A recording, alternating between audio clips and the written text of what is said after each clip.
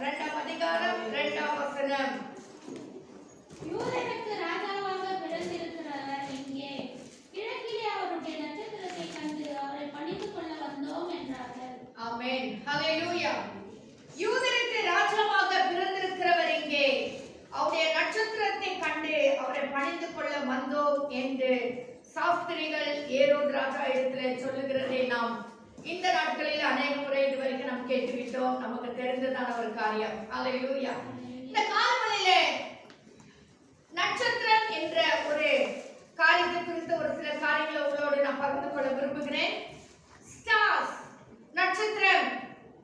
இங்கே சாஸ்திரிகள் சொல்றார்கள், கிழக்கிலே அவருடைய நட்சத்திரத்தை கண்டு அவரை பணிந்து கொள்ள வந்தோம். அவருடைய நட்சத்திரம் யாருடைய நட்சத்திரம்? ஆண்டவராகிய இயேசு கிறிஸ்து என்கிறதான ஒரு நட்சத்திரம். ஹalleluya.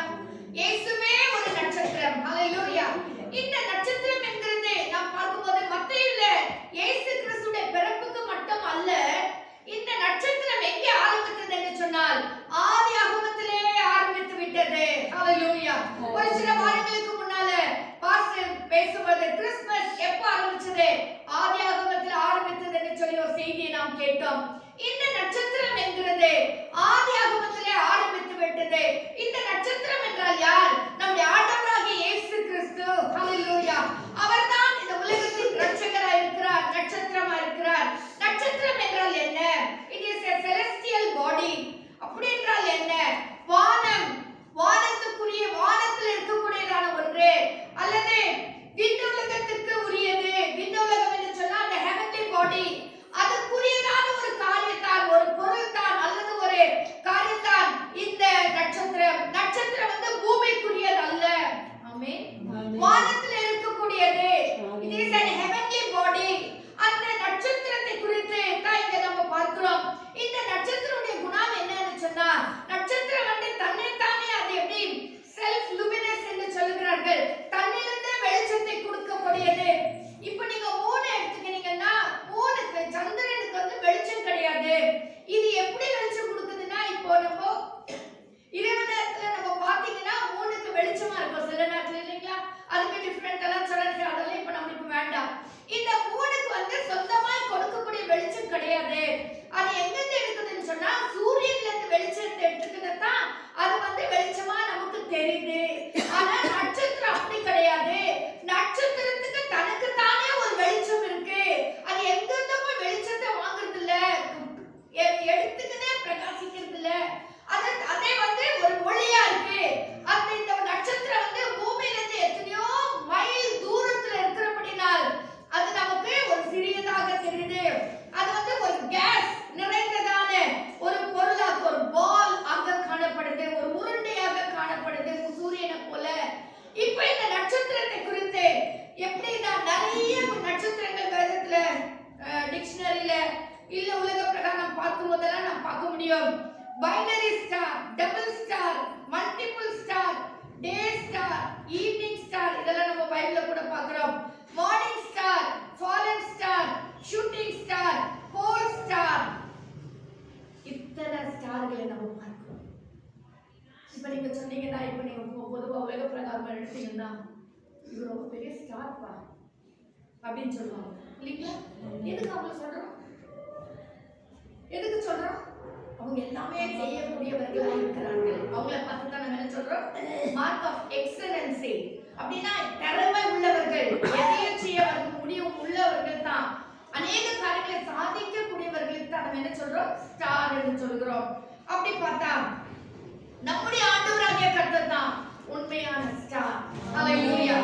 அவர் ஆதியும் அந்தமுமாய் இருக்கிறார், சகலவற்றையும் செய்ய வல்லவராய் இருக்கிறார். ஹalleluya. நானே ஜீவன உயிர்த்தெழுதலுமாய் இருக்கிறேன் என்று சொன்னதான கர்த்தர் நேற்றும் இன்றும் என்றும் மாறாத தேவனாய் இருக்கிறார். அவர் இருந்தவரும் இருக்கிறவரும் வருகிறவருமாகிய கர்த்தர், அவர்தான் அந்த ஸ்டார். அந்த ஸ்டாரை குறித்து நாம் ஆதியாகமத்தில் பார்க்கலாம். வாசிங்க, ஆதியாகமம் 3ஆம் அதிகாரம் 15ஆம் வசனம். ஆதியாகமம் வசனங்களை கொஞ்சம் எல்லாருமே எடுத்து வாசிங்க. ஆதியாகமம் 3ஆம் அதிகாரம் 15ஆம் வசனம். உனக்கும் ஸ்திரீக்கும் வாசிக்கலாம். அவள் வீட்டுக்கும் பகை உண்டாக்குவேன். அவர் உன் தலையை நசுக்குவார், நீ அவர் குதிகாலை நசுக்குவாய் என்றார். ஆமென். என்ன வாசிக்கிறோம்? இன்னொரு கூட வாசிக்கிறீங்களா? ನಿನಗೂ ಈ ಸ್ತ್ರೀಗೂ ನಿನ್ನ ಸಂತಾನಕ್ಕೂ ಈ ಸ್ತ್ರೀಯ ಸಂತಾನಕ್ಕೂ ಹಗೆತನವಿರುವ ಹಾಗೆ ಮಾಡುವೆನು. ஆமென். ಈಕೆಯ ಸಂತಾನವು ನಿನ್ನ ತಲೆಯನ್ನು ಜಜ್ಜುವುದು, ನೀನು ಅದರ ಹಿಮ್ಮಡಿಯನ್ನು ಕಚ್ಚುವಿ ಎಂದು ಹೇಳಿದನು. இங்க பாருங்க, உனக்கும் ஸ்திரீக்கும் உன் வித்துக்கும் அவள் வித்துக்கும் பகை உண்டாகுமே, அவள் உன் தலையை நசுக்குவார். ஆமென். ஏன் அவள் தலையை நசுக்குவான்னு சொல்ல இல்லைங்களா? ஆமென். அவள் உன் தலையை நசுக்குவார். யார் நசுக்குவது? ஆண்டவராக கர்த்தர். ஹalleluya. அங்கே ஒரு ஸ்டார் வெளிப்பட்டு விட்டது. ஹalleluya. அந்த ஆண்டவராகிய கிறிஸ்துவாகிய ஸ்டார் ஆதியாகமத்திலே வெளிப்பட்டு விட்டார். அவர் என்ன சொல்கிறார்? அவர் உன் தலையை நசுக்குவார். ஆமென். எங்க நசுக்கினார்? சிலுவையிலே கர்த்தர் நசுக்கினார். தலைவிரித்து ஆடுகிற பிசாசுடைய தலையை கர்த்தர் நசுக்கினார். ஹalleluya. இன்னைக்கு பிசாசுக்கு தலை கிடையாது. ஆமென். வேற உடம்பை வச்சு நாட்ட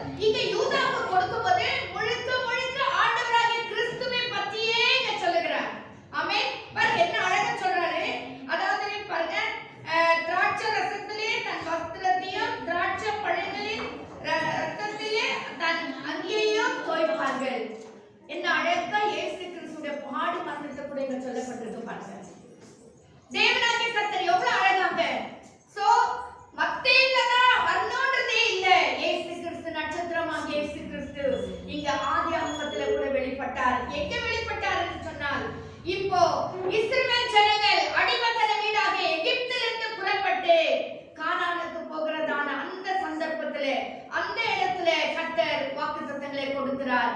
இப்பொழுது ஆண்டவர் யூதாவை சொல்லும் பொழுது அழகான ஒரு நட்சத்திரமாகிய இயேசு கிறிஸ்துடைய இதெல்லாம் தீர்க்க தரிசனம். ஆமென். தீர்க்க தரிசனம் பழைய ஏற்பாட்டிலிருந்தே ஆரம்பித்து விட்டது. யாரை குறித்து? நட்சத்திரமாகிய இயேசு கிறிஸ்துவை குறித்து. ஹalleluya. இங்க முழுதுமாக இந்த நான் 8 லிருந்து 11 உள்ள வசனங்களிலே முழுக்க அதை நீங்க வீட்ல போய் இன்னும் அதிகமா நீங்க வாசிங்க. உள்ள அதாவது யூதா பாலசிங்கம், நீ இறை கவர்ந்து கொண்டு ஏறி போனாய், உன் மகனே சிங்கம் போலும் கிழசிங்கம் போலவும் அடங்கி படுத்தான், அவனை எழுப்புகிறவன் யார்? யாராலும் அந்த நட்சத்திரத்தை எழுப்பவே முடியாது.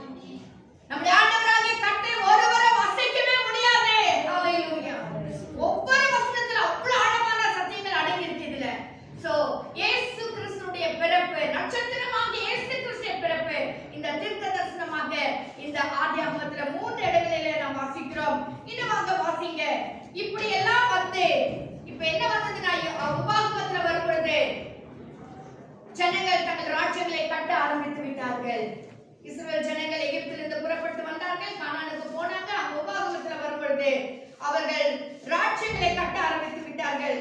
உபாகமம் 18ஆம் அதிகாரம் 15ஆம் வசனம். உபாகமம் 18:15. 18ஆம் அதிகாரம் 15ஆம் வசனம்.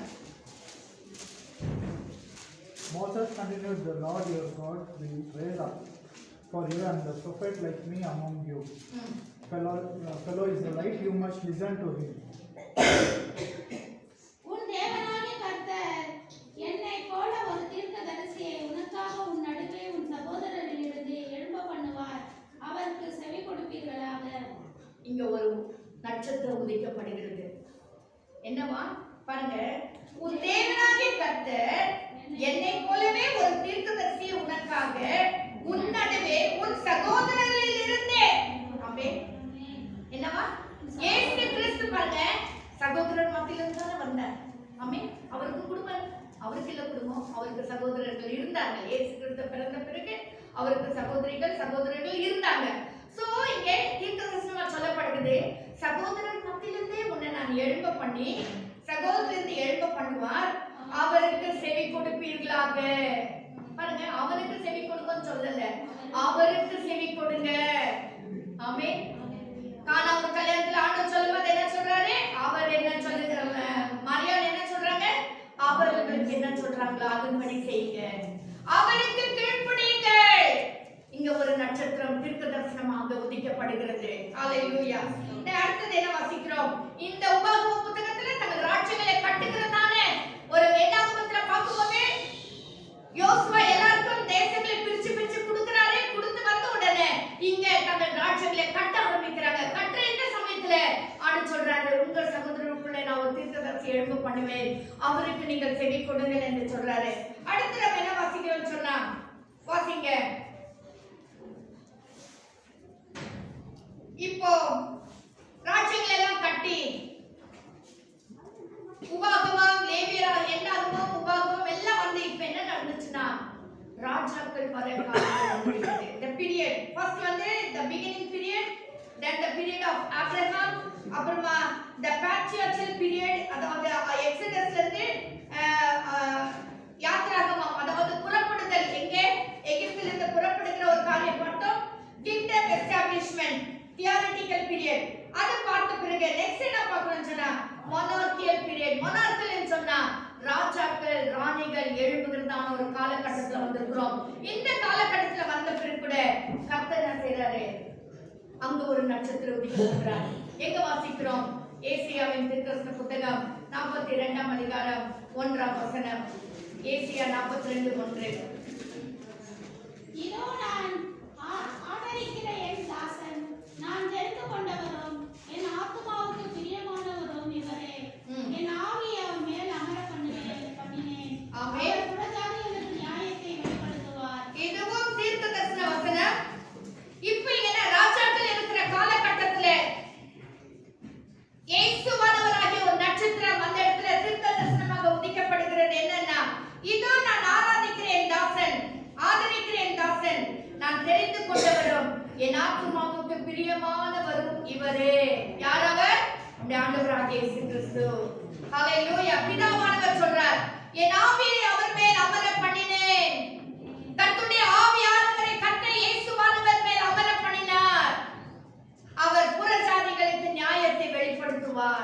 ஆமென். நீதிய நியாயத்தை வெளிப்படுத்துகிற ஒரு நட்சத்திரம் நம்முடைய ஆண்டவராகிய கர்த்தர். மீண்டுமா சொல்லுகிறேன், இவையெல்லாம் தீர்க்க தரிசனங்களாக முன்னவே அறிவிக்கப்பட்டு வருகிறது. ஹalleluya. வாசிங்க 28ஆம் அதிகாரம் 16ஆம் வசனம். ஏசாயா 26 28 16. ஆதலால் கர்த்தராகிய ஆண்டவர் உரைக்கிறதாவது, இதோ அஸ்திபாரமாக ஒரு கல்லை நான் சீயோனிலே வைக்கிறேன். அஸ்திபாரமாக ஒரு கல்லை நான் எங்க வைக்கிறேன்? சீயோனிலே வைக்கிறேன். அது பரீட்சிக்கப்பட்டதோ. அந்த கல் எப்பேற்பட்ட கல்லு? பரீட்சிக்கப்பட்ட கல்லு. யாரை குறித்து சொல்லுகிறது? இயேசு கிறிஸ்துவை குறித்து சொல்லுகிறது. தீர்க்க தரிசனமாக முன்னமே ஒரு நட்சத்திரம் இந்த இடத்துல உதிக்கப்படுகிறது. யார் அந்த நட்சத்திரம்? நம்முடைய ஆண்டவராகிய கர்த்தர். நட்சத்திரம் என்றால் என்ன? It is a celestial body or heavenly body. அது வானத்திலிருந்து இறங்கினமான ஒரு எப்படி சொல்றது, தமிழ்ல என்ன கரெக்டா சொல்றதுன்னு தெரியல. அந்த அது வானத்திலிருந்து இறங்கி வந்ததான அந்த நட்சத்திரம் இங்கேயும் இயேசு கிறிஸ்துவை குறித்து சொல்லப்படுகிறது. என்ன வாசிக்கிறோம்? 28ஆம் அதிகாரம் 16ஆம் வசனம். ஆதலால் கர்த்தராகிய கர்த்தராகிய ஆண்டவர் உரைக்கிறதாவது, இதோ அஸ்திபாரமாக ஒரு கல்லை நான் சீயோனிலே வைக்கிறேன். அது பரீட்சிக்கப்பட்டது. ஆமென். வெளியேற பெற்றது. தீன அஸ்திபாரம் உள்ளதுமான மூலைக்கல்லாய் இருக்கும். விசுவாசிக்கிறவன் பலரான். ஆமென். யாரெல்லாம் அவரை விசுவாசிக்கிறார்களோ பரீட்சிக்கப்பட்ட கல்லு. ஆமென்.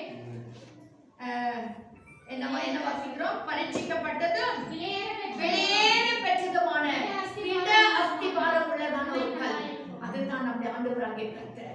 அதான் நட்சத்திரம். ஹalleluya. அந்த நட்சத்திரம் இயேசு தீர்க்கதரிசியாகிய ஏசாயா மூலமாக உரைக்கப்படுகிறது. அவரை நம்புகிறவர்கள் பதற மாட்டார்கள். அவர் நம்புகிறவர்கள் அசைக்கப்பட மாட்டார்கள். நம்ம ஜீவிதத்தில் ಎಷ್ಟೋ ಕಷ್ಟಗಳು ಪ್ರಶ್ನೆಗಳು ಯಾವುದೇ ಕಾರ್ಯಗಳು ಇದ್ರೂ ಸರಿ ಕರ್ತನ ಮೇಲೆ ಕರ್ತನಾದ ಯೇಸು ಕ್ರಿಸ್ತನ ಮೇಲೆ ನಂಬಿಕೆ ಇಟ್ರೆ ನಾವು ಸೋತೋಗೋದೇ ಇಲ್ಲ. ಹalleluya. ಹalleluya. ಯಾರೆಲ್ಲ ಕರ್ತನ ಮುಖವನ್ನು ನೋಡಿದ್ದಾರೆ, ಯಾರೆಲ್ಲ ಕರ್ತನೇ ಅಂತ ದೇವರಲ್ಲಿ ಪ್ರಾರ್ಥನೆ ಮಾಡುತ್ತಾರೆ, ಅವರೆಲ್ಲರಿಗೂ ಕರ್ತನ ಸದುತ್ತರವನ್ನು ಕೊಡುವ ಕರ್ತನಾಗಿದ್ದಾನೆ. ಆಮೆನ್. ஹalleluya. அவரை நம்புகிறவர்கள் ஒரு நாள் என்ன செய்ய மாட்டாங்க? பதற மாட்டார்கள். விசுவாசிக்கிறவன் பதறான். ஆமென். ஹalleluya. ஸ்தோத்திரம். நிறைய வசனங்கள் உண்டு. நான் கொஞ்சம் தான் எழுதிட்டு வந்து வாசிங்க. 11ஆம் அதிகாரம் 10ஆம் வசனம். ஏசாயா 11:10. ಏಸಾಯ 11:10. ಆ ದಿನದಲ್ಲಿ ಜನಾಂಗಗಳು ತಮಗೆ ಧ್ವಜ ಪ್ರಯಾಣನಾಗಿ ನಿಂತಿರುವ ಈಶಾಯನ ಅಂಕುರದವನನ್ನು ಆಶ್ರಯಿಸುವರು. ಅವನ ವಿಶ್ರಮ ಸ್ಥಾಪನೆ ವೈಭವವುಳ್ಳದ್ದಾಗುವುದು. ಆಮೆನ್. ஜனங்களுக்குள் கொடியாக நிற்கும் ஈசாயின் நேருக்காக ஜாதிகள் விசாரித்து கேட்பார்கள். அவருடைய தாபரஸ்தலம் மகிமையாயிருக்கும். ஆமென். என்னவா? அக்காலத்திலே ஜனங்களுக்கு கொடியாக நிற்கும் ஈசாயின் வேருக்காக. இயேசு கிறிஸ்து எந்தத்துல பிறந்தார்? ஈசாய். இல்லீங்களா? ஈசாயின் அடிமரத்திலிருந்து தான். ஆமென். அங்கிருந்து என்னவா?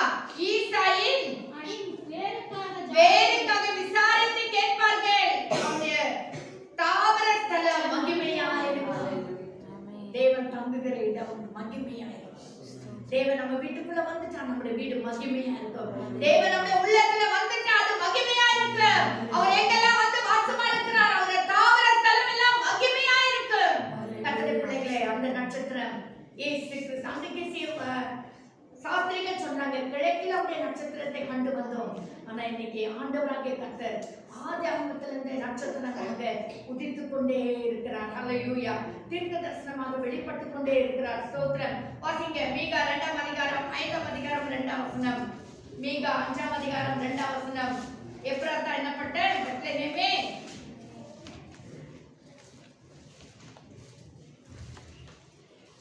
5ஆம் அதிகாரம் 2ஆம் வசனம். மீகா 5ஆம் அதிகாரம் 2ஆம் வசனம். ಎಫ್ರಾತದ ಬೆತ್ಲೆಹೇಮೆ, ನೀನು ಯೆಹೂದದ ಗ್ರಾಮಗಳಲ್ಲಿ ಚಿಕ್ಕದಾಗಿದ್ದರೂ ಇಸ್ರಾಯೇಲನನ್ನು ಆಳತಕ್ಕವನು ನಿನ್ನೊಳಗಿಂದ ನನಗಾಗಿ ಹೊರಡುವನು. ಆತನ ಹೊರಡೋಣದ ಮೂಲವು ಪುರಾತನವೂ ಅನಾದಿಯೂ ಆದದ್ದು. ஆமென். எப்ராத்தா என்னப்பட்ட பெத்லெஹேமே, நீ யூதேயர்கள் ஆயிரங்களுக்குள்ளே நீ சிறிதா இருந்தாலும் இஸ்ரவேலை ஆளப் போகிறவர் உன்னிடத்திலிருந்து புறப்பட்டு புறப்பட்டு என்னிடத்தில் வருவார். அவருடைய புறப்படுதல் அநாதி நாட்களாக பூர்வத்தினுடையது. எனவே இன்னைக்கு நாளைக்கு வந்ததில்ல, அநாதி நாட்களாக பூர்வத்தினுடையது. அவர் எத்தனையோ, அதாவது நம்ம பார்க்கும் போதெல்லாம், அதாவது இந்த இஸ்ரவேல் ஜனங்கள் அடிமை இப்ப இருக்கிறதெல்லாம் எப்படின்னா 586 BC 5586 வருஷம் கிறிஸ்துவுக்கு முன் 586 BC-ல அதுக்கு முன்னாலதான் இந்த தீர்க்க தரிசனம் எல்லாம் சொல்லப்பட்டு வருகிறது. சோ அவர் இன்னும் திடீர்னு வரல, அநாதி நாட்களாய் பூர்வத்தினுடையது. பிதாவாகிய தேவன் தீர்மானித்து வைத்திருந்தார், எப்போவானாகிய கிறிஸ்துவை நான் அனுப்ப வேண்டும் என்று. அது அப்படியே நடந்து கொண்டிருக்கிறது. தீர்க்கதரிசிகளும் தீர்க்கதரிசனமாக உரைத்திருக்கிறார்கள். இன்னும் வாசிங்க எரேமியா 23ஆம் அதிகாரம் 5ஆம் வசனம். எரேமியா 23:5. எரேமியா 23ஆம் அதிகாரம் 5ஆம் வசனம். இதோ நாட்கள் வரும் என்று, ಇಗೋ ನಾನು ಮುಂದಿನ ಕಾಲದಲ್ಲಿ ದಾವೀದನೆಂಬ ಮೂಲದಿಂದ ಸದ್ಧರ್ಮಿಯಾದ ಮೊಳಕೆಯನ್ನು ಚಿಗುರಿಸುವೆನು. ಅವನು ರಾಜನಾಗಿ ಆಳುತ್ತಾ ವಿವೇಕದಿಂದ ಕಾರ್ಯವನ್ನು ಸಾಧಿಸುತ್ತಾ ದೇಶದಲ್ಲಿ ನೀತಿ ನ್ಯಾಯಗಳನ್ನು ನಿರ್ವಹಿಸುವನು. இதோ நாட்கள் வரும் என்று கர்த்தர் சொல்லுகிறார். அப்பொழுது தாவீதுக்கு ஒரு நீதியுள்ள கிளையை எழும்ப பண்ணுவேன். தாவீதுக்கு நீதியுள்ள கிளையை எழும்ப பண்ணுவேன். அவர் ராஜாவாய் இருந்து ஞானமாய் ராஜரீகம் பண்ணி பூமியிலே நியாயத்தையும் நீதியும் நடப்பிப்பார். எங்கிருந்து வருவார்? எங்கிருந்து வருகிறார்? தாவீதுக்கு ஒரு கிளை, தாவீதின் வம்சத்திலிருந்து இயேசு கிறிஸ்து வருகிறார். இது ஒரு நட்சத்திரம். நட்சத்திரமாக இயேசு கிறிஸ்து தீர்க்க தரிசனமாக இந்த இடத்துல உரிக்கப்படுகிறது. என்ன? சங்கீதம் 132ஆம் அதிகாரம் 11ஆம் வசனம். Psalms 133:11. சங்கீதம் 132 11ஆம் வசனம். ಯೆಹೋವನು ದಾವೀದನಿಗೆ ಮಾಡಿದ ಪ್ರಮಾಣವು ಸ್ಥಿರವಾಗಿದೆ, ಆತನು ಅದನ್ನು ಬದಲಾಯಿಸುವುದಿಲ್ಲ. ನಿನ್ನ ಸಂತಾನದವರನ್ನು ನಿನ್ನ ಸಿಂಹಾಸನದ ಮೇಲೆ ಕುಳ್ಳಿರಿಸುವೆನು. ஆமென். 14 அப்படியே வாசிங்க நீங்க. கர்த்தர் சீயோனை தெரிந்து கொண்டு 13-14 வாசிங்க.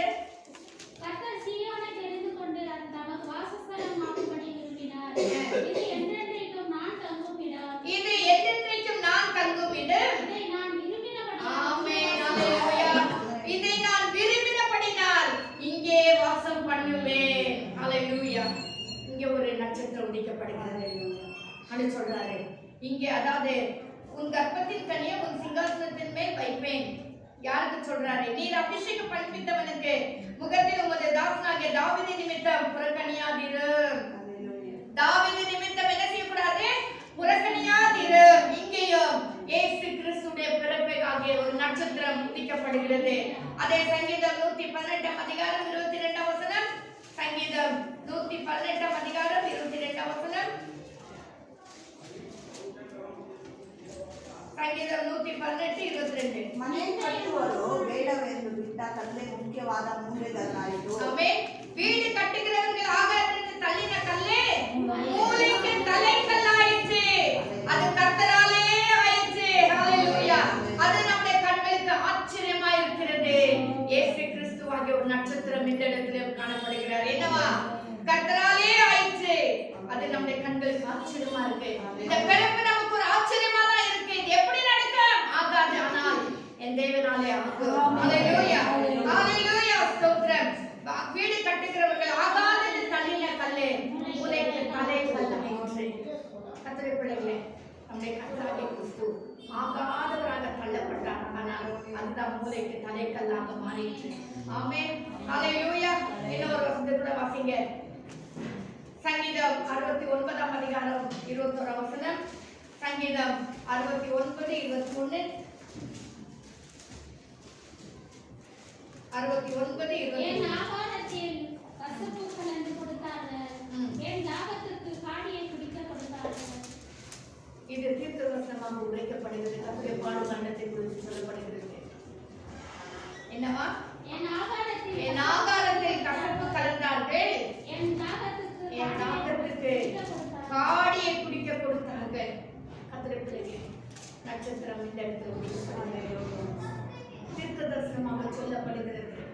ஏதோ புதிய பாட்டில் மத்திய மாற்று வந்தால் இல்லை, அநேக வருஷங்களுக்கு முன்பதாக கிறிஸ்துவுடைய பிறப்புக்கு நான் சொன்ன மாதிரி 500 வருஷத்துக்கு முன்னால, அதாவது இப்போ நெக்ஸ்ட் நம்ம பார்க்க போறோம், அது 1166க்கு முன்னால இயேசு கிறிஸ்துவுடைய பிறப்பு 166 பிசி, அதுக்கு முன்னால சொல்லப்படுகிறதான காரியங்கள் அப்படியே நம்ம ஆதியாகமத்திலிருந்து பார்த்து கொண்டே வருகிறோம். இப்போ நெக்ஸ்ட் என்ன பார்க்கிறோம்னு சொன்னா, இஸ்ரவேல் ஜனங்கள் முழுமையாக எகிப்திலிருந்து கர்த்தர் கொண்டு வந்தார். இப்போ ஃபுல்லா அடிமைகளாக இருக்காங்க. எங்க வாசிக்கிறோம்? யோசுவா. ஆமென். யோசுவால வாசிக்கிறோம். இஸ்ரவேல் ஜனங்கள் யார் சொல்றது? கிதியோன் சொல்றாரு, நாங்க விதை விதைக்கிறோம், ஆனா என்ன செய்யறாங்க? யார் வந்து சாப்பிட்டு அறுத்து போயிடுறாங்க? பெலிஸ்தேர் வந்து எல்லாம் எங்களுடைய கழையில் இருக்கிறது எல்லாம் என்ன செய்யறாங்க? அவங்க அறுத்து போயிடுறாங்க, அவங்க அனுபவிக்கிறாங்க. இப்போ எல்லாம் நிறைய இடத்துல இஸ்ரவேல் ஜனங்கள் அடிமைகளுக்கு மாறி மாறி மாறி வந்துருக்காங்க. கர்த்தர் விடுவிக்கிறார், திரும்பி அடிமைகளா மாறுறாங்க. கர்த்தர் விடுவிக்கிறார், மீண்டுமாக விக்கிரங்களை வணங்கி அதாவது சத்துடைய கீழே அடிமைகளாகி மீண்டுமாக அடிமைகளாக போய்விடுறாங்க. இது எப்போ சொன்னா, கிறிஸ்து பிறப்பதற்கு 586 வருஷத்துக்கு முன்னால இஸ்ரவேல் ஜனங்கள் அடிமைகளாக மாறிவிட்டார்கள். ஹalleluya. இஸ்ரவேல் ஜனங்கள் மாறினபடினாலே the foreign rule, period of foreign rule என்ன? தேவையில்லாத ஒருவர் வந்து ஆட்சி பண்ணுகிறார்கள். இஸ்ரவேல் ஜனங்கள் ஆள வேண்டிய இடத்துல பெலிஸ்தீன் வந்து ஆட்சி படைத்துக் கொண்டிருக்கிறான். வேற தேசத்தால் எபூசியர் இவங்கெல்லாம் வந்து இஸ்ரவேல் ஜனங்களை ஆட்சி படைக்கிறார்கள். இஸ்ரவேல் ஜனங்கள் இப்ப அடிமைகளா கிடக்குறாங்க. இந்த இடத்துல ஒரு நட்சத்திரம் உதிக்கப்படுகிறது. இதை குறித்து தான் நாம் சின்ன தீர்க்கதரிசன புத்தகத்துல வாசிக்கிறோம். சகரியா 3ஆம் அதிகாரம் 8ஆம் வசனம். சகரியா 3ஆம் அதிகாரம் 8ஆம் வசனம். இந்த சின்ன தீர்க்கதரிசன புத்தகத்துல முழுவதாக இஸ்ரவேல் ஜனங்கள் எப்போ கர்த்தரை விட்டு பின்வாங்கி போனார்களோ அப்பொழுதெல்லாம் கர்த்தர், வாசிங்க 3ஆம் அதிகாரம் 8ஆம் வசனம். பிரதான ஆசாரியனாகிய யோசுவாவே, நீ கேள், உனக்கு முன்பாக உட்கார்ந்திருக்கிற உன் தோழரும் கேட்கக்கடவர்கள். இவர்கள் அடையாளமாய் இருக்கிற புருஷர், இதோ கிளை எண்ணப்பட்டவராகிய என் தாசனை நான் வரப்பண்ணுவேன். ஆமென். இப்போ நீங்க இஸ்ரவேல் ஜனங்கள், நான் உங்களை எகிப்து தேசத்திலிருந்து மீட்டுக் கொண்டேன், அடிமைத்தன வீடாகிய எகிப்திலிருந்து உங்களை விடுதலையாக்கினேன், உங்களை நான் கொண்டு போய் கானான் தேசத்திலே சேர்க்கணும்னு தான் உங்களை நான் அழைத்து வந்தேன்.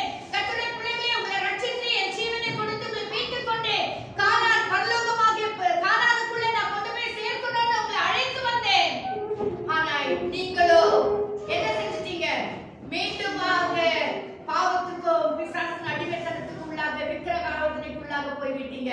இப்போ என்ன சொல்றாரு பாருங்க, இங்க யோசுவா தீர்க்கதரிசனமா சொல்றாரு, இப்போது பிரதான ஆசாரியனாகிய யோசுவாவே, நீ கேள், உனக்கு முன்பாக உட்கார்ந்திருக்கிற உன் தோழரும் கேட்க கடவர்கள். சத்தமாவே ஆண்டவர் பேசுறார், தோழர் கூட கேட்கட்டோம்.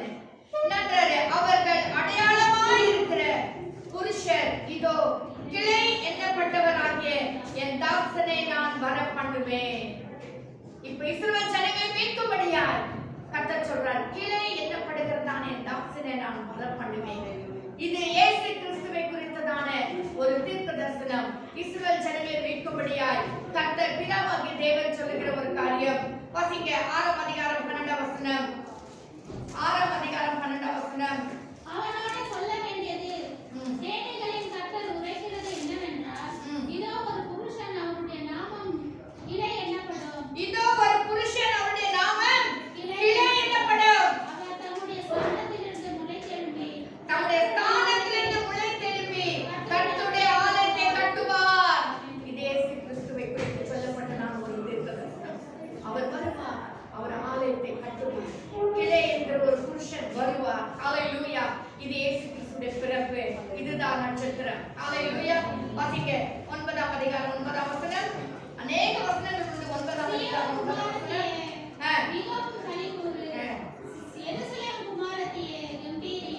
இதோ உன் ராஜா உன்னிடத்தில் வருகிறார். இதோ உன் ராஜா உன்னிடத்தில் வருகிறார். அவர் நீதி உள்ளவரும் ரட்சிக்கிறவரும் தாழ்மை உள்ளவரும் கழுதையின் மேலும் கழுதை குட்டியாகிய மரியின் மேலும் ஏறி வருகிறவராய் இருக்கிறார். என் அழகான ஒரு தீர்க்க தரிசனம் பார்த்தீங்களா? ஹalleluya. சோ நட்சத்திரம் எங்கெல்லாம் உதித்துக் கொண்டிருக்கிறது பார்த்தீங்களா? யார் அந்த நட்சத்திரம்? நம்முடைய ஆண்டவராகிய இயேசு கிறிஸ்து. இவையெல்லாம் தீர்க்க தரிசனமாக சொல்லப்பட்டு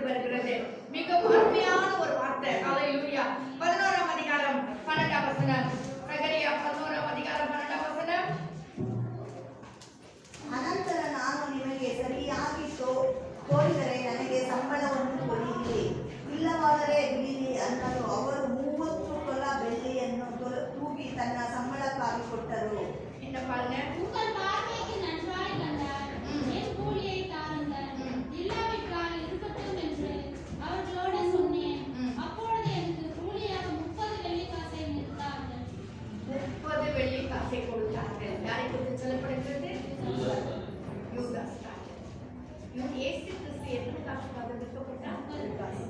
அதுதான் யூதாஸ் காரியத்தை விட்டாங்க. யூதாஸ் காரியத்தை கூலி கேட்கிறாரு, ஆனா விற்கப்பட்டது ஆண்டவராக இருக்கிறது.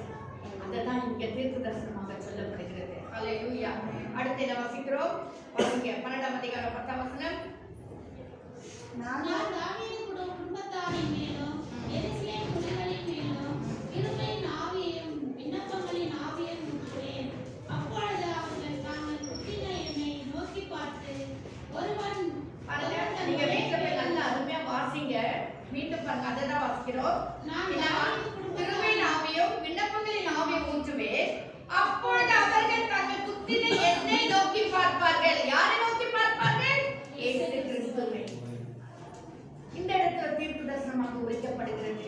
ஒருவர் வருவார், என் தேவனாகிய கர்த்தர் வருவார். அவரை நோக்கி பார்த்து அவர் குத்தினவர்கள் கண்கள் யாவும் அவரை காணும் என்று சொல்லி பார்க்கிறோம். நோக்கி பார்த்து ஒருவன் தன் ஒரே பேரானவனுக்காக புலம்புகிறது போல எனக்காக புலம்பி. யாருக்காக புலம்பி? ஆண்டவராகிய இயேசு கிறிஸ்துவுக்காக புலம்பி. ஹல்லேலூயா. இன்னும் ஒரு வசனம் கூட வாசிங்க. ஆகாய் 2ஆம் அதிகாரம் 7ஆம் வசனம். எல்லாம் தீர்க்க தரிசனமாக சொல்லப்பட்டதான வசனங்கள். சகல ஜாதிகளையும் அசைய பண்ணுவேன். சகல ஜாதிகளாலும் விரும்பப்பட்டவர் வருவார். இந்த ஆலயத்தை மகிமையினால் நிறைய பண்ணுவேன் என்று சேனைகளின் கர்த்தர் சொல்லுகிறார். மீண்டும் வாசிங்க. சகல ஜாதிகளையும் அசைய பண்ணுவேன். சகல ஜாதிகளாலும் விரும்பப்பட்டவர் வருவார். சகல ஜாதிகளாலும் விரும்பப்பட்டவர் வருவார். இந்த ஆலயத்தை மகிமையினால் நிறைய பண்ணுவேன். இந்த ஆலயத்தை மகிமையினால் நிறைய பண்ணுவேன் என்று சேனைகளின் கர்த்தர் சொல்லுகிறார். ஆமென். இவர்தான் நம்முடைய ஆண்டவராகிய கர்த்தர். எல்லா ஆதியாகமத்திலிருந்து எவ்விதமாக கர்த்தருடைய பிறப்பு வெளிப்பட்டு கொண்டிருக்கிறது பாத்தீங்களா? ஹல்லேலூயா. இந்த மல்கியா 3ஆம் அதிகாரம் 1ஆம் வசனம் வாசிங்க.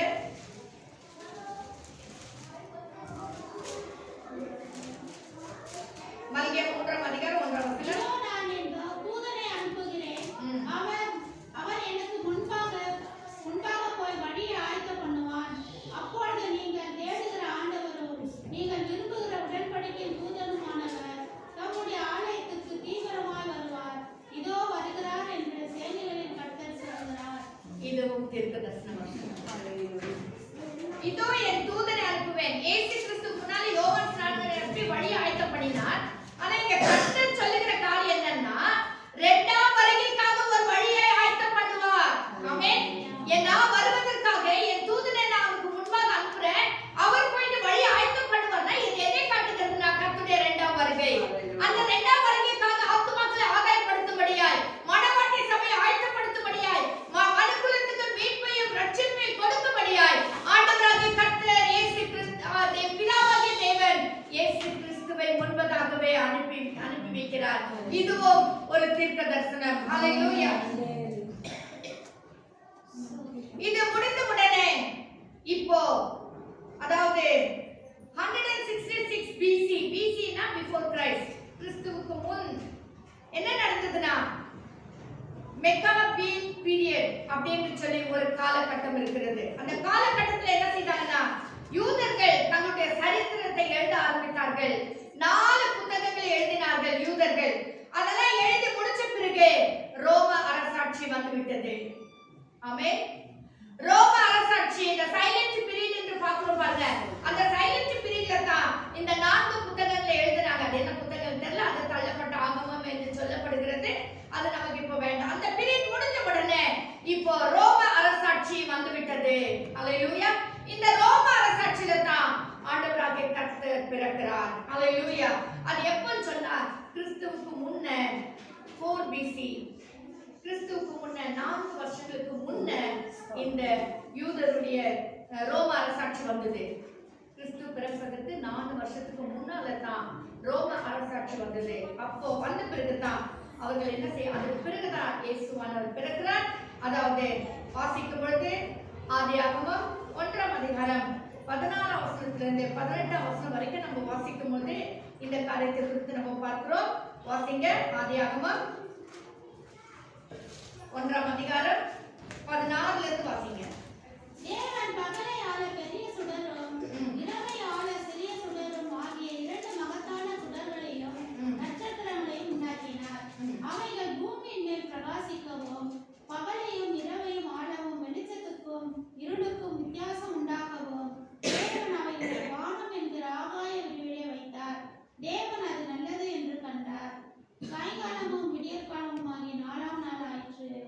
இங்க பிறப்பை குறித்து வாசிக்கிறோம் இல்லைங்களா?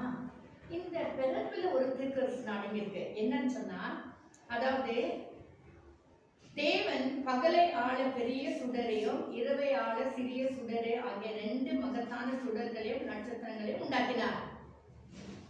அவைகள் பூமியின் மேல் பிரகாசிக்கவும் பகலையும் இரவையும் ஆளவும் வெளிச்சத்துக்கும் இருளுக்கும் வித்தியாசம் உண்டாக்கவும் தேவன் அவைகளை வானம் என்கிற ஆகாய விரிவிலே வைத்தார். ஒரு வித்தியாசத்தை உண்டு பண்ண, அதாவது பகலுக்கும் இரவுக்கும் ஒரு வித்தியாசத்தை உண்டு பண்ண கர்த்தர் சூரியனை சந்திரனை உண்டு பண்ணினார்.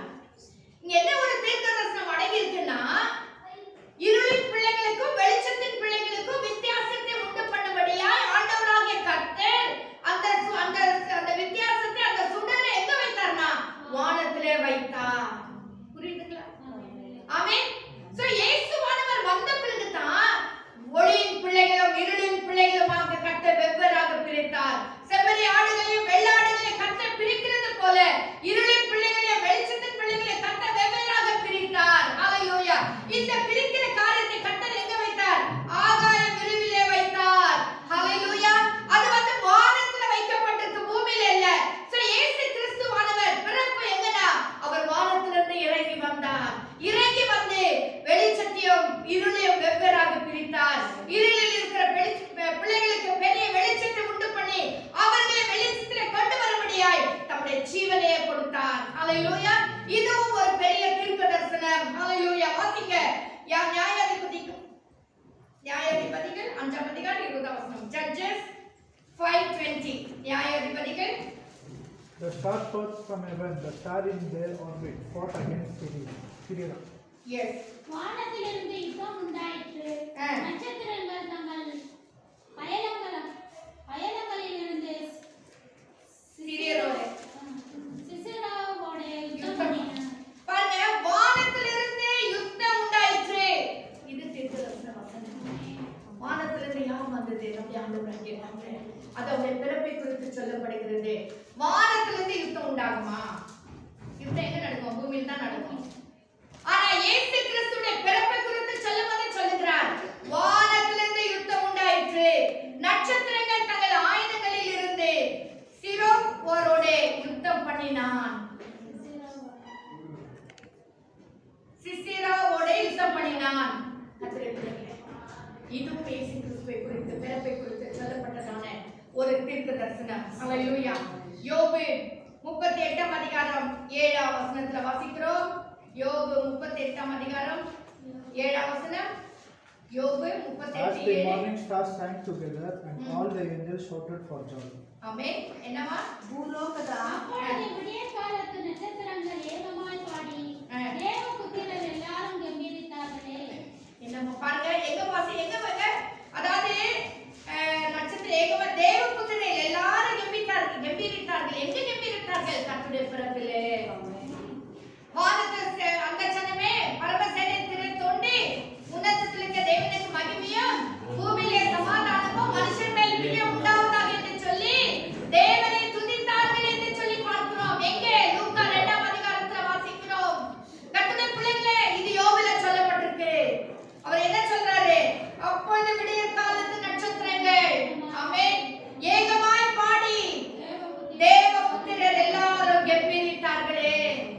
இயேசு கிறிஸ்துவின் பிறப்பை குறித்து சொல்லப்பட்டதான ஒரு தீர்க்கதரிசனம். இன்னும் சங்கீதம் 8ஆம் அதிகாரம் 3-4 வசனங்களை வாசிக்கலாமா?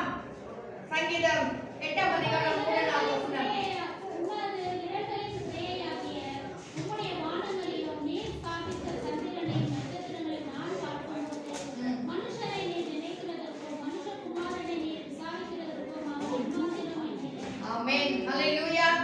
என்ன வாசிக்கிறோம்?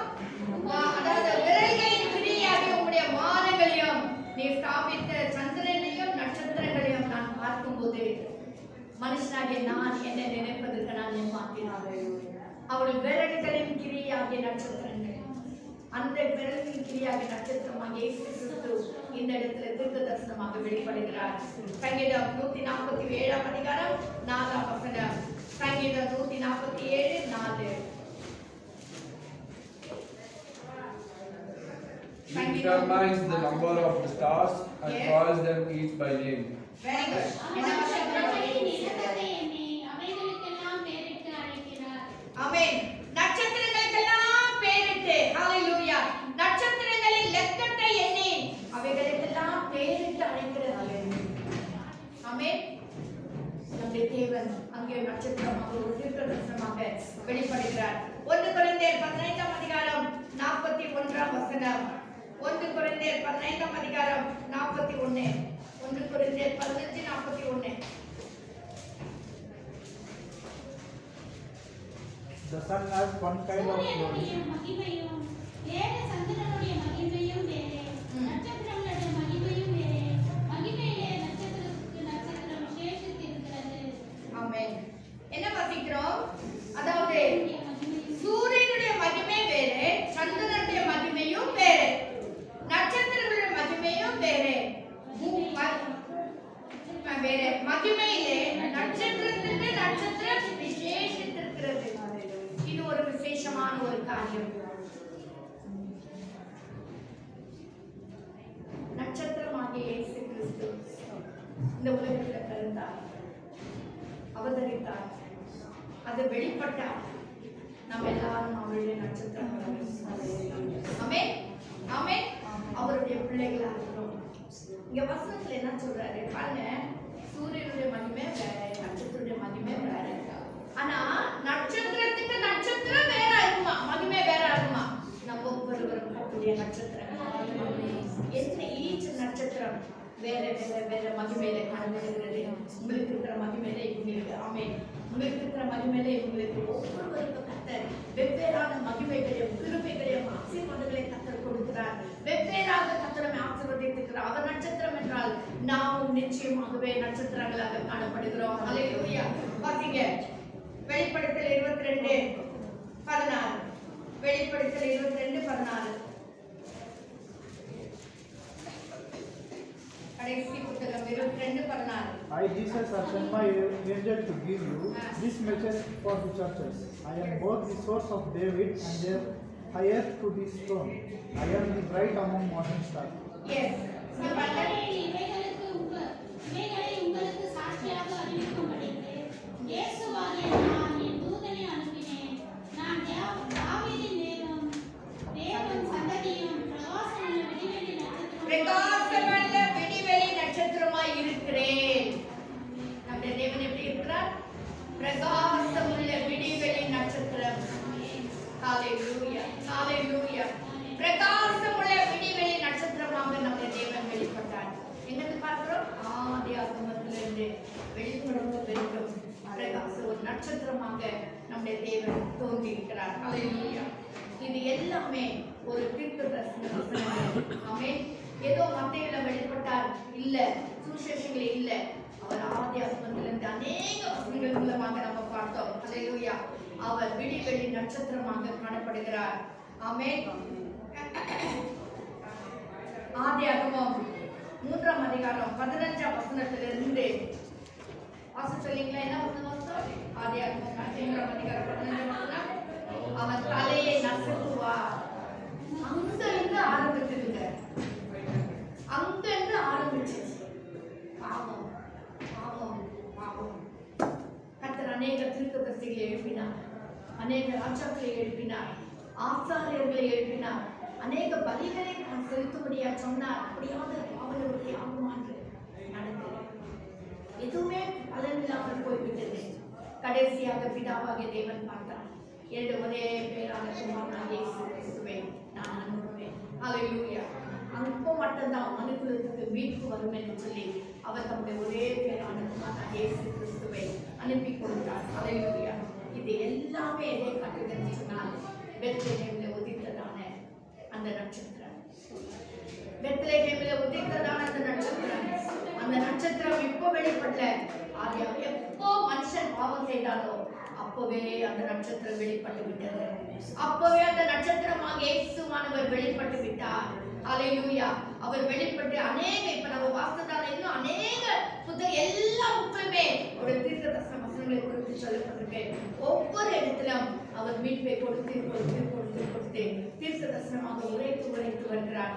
எப்போ இஸ்ரவேல் ஜனங்கள் அடிமைகளாக மாறி எப்போ அவர்கள் அதாவது தேவனை விட்டு பின்வாங்கி போனாங்களோ கர்த்தர் பார்த்தார், இல்ல என்னுடைய மகனை நான் அனுப்ப வேண்டும் என்று சொல்லி இப்போவும் பின்வரும் சந்ததிக்காகவும் ஒரு ரட்சிப்பை உண்டு பண்ணும்படியாதான் இந்த இயேசு கிறிஸ்து உலகத்தில் வந்தார். அல்லேலூயா. 1 யோவான் 3ஆம் அதிகாரம் 8ஆம் வசனத்தை வாசிக்கிறோம். அதாவது பிசாசின் கிரியைகளை அழிக்கும்படிக்க தேவகுமாரன் வெளிப்பட்டார். பழைய ஏற்பாட்டிலிருந்து அந்த பாவம் தொடர்ந்து வந்தது. ஆனா இயேசுவானவர் எதற்கு வெளிப்பட்டார் என்றால் பிசாசின் கிரியைகளை அழிக்கும்படிக்கு தேவகுமாரன் வெளிப்பட்டார். அல்லேலூயா. நானே உங்கள் பரிகாரியாகிய கர்த்தர் என்று சொல்லுகிறார். நமக்கு மீட்பை உண்டு பண்ண முடியாது, நமக்கு விடுதலை ஆரோக்கிய சுதந்திர பலத்தை கொடுக்க முடியாது. என் ஆண்டவராகிய கர்த்தர் இந்த உலகத்தில் வெளிப்பட்டார். அதே தான் நீங்க நாம் கொண்டாடி கொண்டிருக்கிறோம். அது கொண்டாட்டம்னா என்ன, புது துணி போட்ட அப்படி அல்ல. என் ஆண்டவர் எனக்காக உலகத்துல வந்தாரே, எனக்கு ரட்சிப்பை உண்டு பண்ண முடியாது, மீட்பை கொடுக்க முடியாது, இந்த உலகத்தில் வந்தாரே, ஒரே பேரான குமாரனாக இருந்தோம் அவருடைய மேன்மையெல்லாம் விட்டு எனக்காக இறங்கி வந்தாரேன்னு சொல்லி அவரை நாம் கொண்டாடுகிறோம். இந்த பாவியை நினைத்தாரே, இந்த அடிமை கூட நினைத்தாரே. அல்லேலூயா.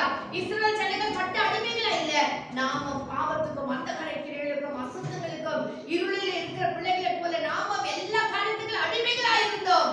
ஆனா கர்த்தர் என்னை நேசித்து வந்தாரே, என் உள்ளத்துல வந்தாரே, எனக்காக ஜீவனை கொடுத்தாரே, என்னை ஆசீர்வதிக்கும்படியாக பிதாவாகிய தேவனை விட்டு இந்த உலகத்துல ஒரு வசனத்தை வாசித்தோம் இல்லைங்களா? எப்படி அவர் சோதிக்கப்பட்டு எப்படி இருந்தோம், என்னெல்லாம் ஆனாரு, பரீட்சிக்கப்பட்டோம். அவர் எப்படிப்பட்டாரு? பரீட்சிக்கப்பட்டார். ஏசி 53 அதிகாரத்தை வாசிக்கிறோம். அவர் நெருக்கப்பட்டார், ஈட்டினால் குத்தப்பட்டார், வாளினால் அடிக்கப்பட்டார். அதாவது ஸ்தோத்திர வாய்த்தரமாக இருக்கிற ஒரு ஆட்டுக்குட்டியை போல இருந்தார். பல காரியங்களை வாசிக்கிறோம். எதற்காக? நம்மை மீட்கும்படியாக.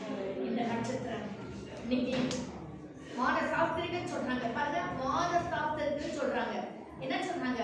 வானத்துல நாங்க என்ன பார்த்தோம்? ஒரு நட்சத்திரத்தை பார்த்தோம். அந்த நட்சத்திரத்தை பார்த்து தான் நாங்க வந்துக்கிறோம். யூதருக்கு ராஜாவாக பிறந்திருக்கிறவர் என்று இன்னைக்கு யூதருக்கு ராஜாவாக அன்றைக்கு இருந்தால் இன்னைக்கு நாம் ஒவ்வொரு உள்ளங்களிலும் ராஜாவாக பிறந்திருக்கிறார். அந்த ராஜா ஸ்தானத்தை நாம் கொடுக்க வேண்டும். ராஜாவாக இயேசு நம்முடைய உள்ளத்திலே இருந்து நம்மை ஆட்சி செய்யும்படியாய், நம்மை நடத்தும்படியாய், நம்மோடு இணைப்படும்படியாய், அவருடைய ஆலோசனைக்கு நாம் கீழ்ப்படியத்தக்கவர்களாக நாம் மாறும்பொழுது நிச்சயமாகவே ராஜா நம்மை உயர்த்துவார். ஹல்லேலூயா, ஹல்லேலூயா. ஸ்தோத்திரம். இந்த அஸ்திபாரம் அல்லது இந்த ஸ்தலம் எனக்கு பிரியமான ஒரு ஸ்தலம் என்று சொல்லி கர்த்தர் நமக்குள்ளே வாசமாயிருப்பார். சியோனை தம் வாசஸ்தலமாக தெரிந்து கொண்டது வசத்துல வாசிக்கிறீங்களா? நம்மை கர்த்தர் அப்படியே தெரிந்து கொள்வார்.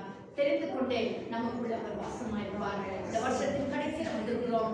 இந்த உணர்வோடு கூட எனக்குள்ள இயேசு பிறந்திருக்கிறார், எனக்குள்ள இயேசு ராஜாவாக வீட்டிருக்கிறார், இந்த நட்சத்திரமாக எனக்குள்ளே இருக்கிறார். அல்லேலூயா. அன்றைக்கு வானசாஸ்திரி நட்சத்திரத்தை கண்டு வந்தார்கள். இன்னைக்கு நட்சத்திரமாக நம்மை ஜனங்கள் பார்த்து இயேசு மத்தை வரத்தக்கவர்களாக ஒரு நட்சத்திரமாக நாம் மாற வேண்டும். ஒரு தேவனை ஒளி கொடுக்கிற பிள்ளைகளாக. இன்னொன்று நட்சத்திரம் என்ன சொன்னேன்? செலஸ்டியல் பாடி, ஹெவன்லி பாடி. அது வானத்தில் இருக்க வேண்டியதான ஒரு பூமியில் இருக்க வேண்டியதில்லை. நம்முடைய கிரியைகள், நம்முடைய பேச்சுகள், நம்முடைய சிந்தனை எப்படி இருக்க வேண்டும்? வானத்திற்குரியதாக, பரலோகத்திற்குரியதாக, மேலானவைகளாக. கொலோசியர் 3:1 வாசிக்கிறோம், பூமிக்குரியவைகள் அல்ல மேலானவைகளே நாடுகள் என்று சொல்ற மாதிரி நம்முடைய செயல்கள், நம்முடைய காரியங்கள் எல்லாமே மேலானவைகளை நாடி போகத்தக்கதாக. நட்சத்திரத்துக்கு நட்சத்திரம் வித்தியாசம் இருக்கிறது. ஒவ்வொருவரை கர்த்தர் நட்சத்திரமாக மாற்றி இருக்கிறார். நமக்குள்ள கர்த்தர் வித்தியாசங்களை கொடுத்திருக்கிறார். ஒவ்வொருவருக்கும் கர்த்தர் மகிமையினால இடைக்கட்டி இருக்கிறார். ஹல்லேலூயா. கர்த்தர் பிள்ளைகளே, என்னை ஒரு நட்சத்திரமாக மாற்ற முடியவில்லை. அன்னைக்கு அந்த நட்சத்திரத்தை பார்த்த சாஸ்திரிகள் வந்தார்கள். இன்னைக்கு இந்த நட்சத்திரத்தை பார்த்து அநேகருடைய சமூகத்தில் வரும்படியாய், அநேகருக்கு நான் ஒரு வழிகாட்டியா இருக்கும்படியாய், அநேகருக்கு நான் உங்களுடைய பாதையில கொண்டு வர ஒரு கருவியா இருக்கும்படியாய் என்னை ஆசீர்வதியும் ஆண்டவரேன்னு சொல்லி நாம் கண்ணை முடிச்சு வைக்க ஆரம்பிக்கலாமா? ஹல்லேலூயா. ஸ்தோத்திரம், ஸ்தோத்திரம், ஸ்தோத்திரம். நட்சத்திரமாக இயேசு கிறிஸ்து நம்முடைய உள்ளத்தில் உதித்திருக்கிறார். அந்த உதித்த இயேசுவானவர் ஹல்லேலூயா.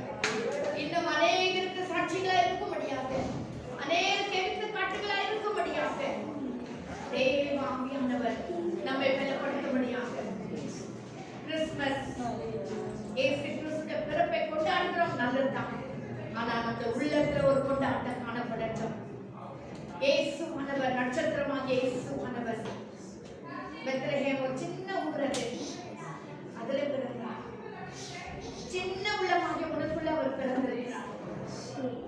சின்ன குடும்பமாக உன் குடும்பத்தில் அவர் பிறந்திருக்கிறார். Hallelujah. We are not worthy for it. அதற்கு நாம் தகுதி உள்ளவர்கள் அல்ல. ஆனாலும் கர்த்தர் நம்முடைய உள்ளத்தில் பிறந்தாரே, நம்முடைய உள்ளத்தில் குடியிருக்கிறாரே, நம்முடைய உள்ளத்தை ஆட்கொண்டிருக்கிறாரே, அவர் ராஜாவாக இருக்கும்படியாய், அவர் ஆளும்படியாய், அவர் நீதியுள்ள நியாயாதிபதி, அவர் ஆலோசனை கர்த்தர், நித்திய பிதா, சமாதான பிரபுவாக அவர் இருக்கிறபடியினாலே அவருடைய கருத்திலே நம்மை முழுதுமாக அர்ப்பணிப்போம். ஹalleluya, ஹalleluya, ஸ்தோத்திரம், ஸ்தோத்திரம். ரட்சகா, மனாண்டியோடு ஸ்தோத்திரிக்கிறோம். எப்போது உலகத்துல பாவம் வந்ததோ, எப்போது ஆதாம் பாவம் செய்துட்டாரோ, அப்பவே நீ சொல்லிட்டீங்க, அவன் தலையை நான் நசுக்குவேன். என்னுடைய மகனாகி ஆதாமை ஏவாளையும் ஏமாற்றி விட்டானே என்று சொல்லி ஆண்டவர் எவ்வளவு வைராக்கியம் கொண்டு நான் அவர் தலையை நசுக்குவார் என்று சொல்லி ஒரு தீர்க்க தரிசனமாக உரைக்கப்பட்டதுக்கு நன்றி ராஜா.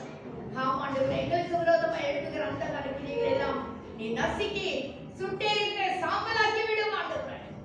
ஹalleluya, ஹalleluya, ஸ்தோத்திரப்பா. தேவனின் கரத்திலே எங்களை தாழ்த்தி ஒப்புக் கொடுக்கிறோம் ஆண்டவரே. கர்த்தர் இம்மட்டைகளோடு இடைப்பட்டதுக்கு நன்றி. அந்த நட்சத்திரங்களை ஒவ்வொரு உள்ளங்களில் உதித்திருப்பதற்கு நன்றி ஆண்டவரே. தொடர்ந்து எங்களோடு கூட எங்களை ஒரு நட்சத்திரமாக மாற்றும். அது எப்படி ஒரு செலஸ்டியல் பாடி, டிவைன் ஹெவன்லி பாடியா இருக்கிறது போல நாங்களும் ஆண்டவரே ஒரு கர்த்தாவை செலஸ்டியல் பாடியாக, பூமிக்குரியவைகள் அல்ல, மேலானவைகளை நாடி தேடுகிற பிள்ளைகளாக ஆண்டவரே ஸ்தோத்திர, உன்னதத்திற்கு தேவனுடைய மகிமைக்குள்ள வாழ்கிற பிள்ளைகளாக எங்களை மாற்றி எழுதும் ஆண்டவரே. ஒவ்வொருவரும் பலப்படுத்தும், ஆசீர்வதை பயன்படுத்தும். தாழ்த்துடைய அன்பின் கரத்தில் ஒப்புக் கொடுக்கிறோம். இயேசுவின் நாமத்தில் ஜெபிக்கிறோம் பிதாவே. ஆமென், ஆமென். ஹalleluya. ஸ்தோத்திரம். கர்த்தர் தாம் இந்த வசனங்களை நமக்கு ஆசீர்வதித்து கொடுப்பாராக. ஸ்தோத்திரம், ஸ்தோத்திரம், ஸ்தோத்திரம்.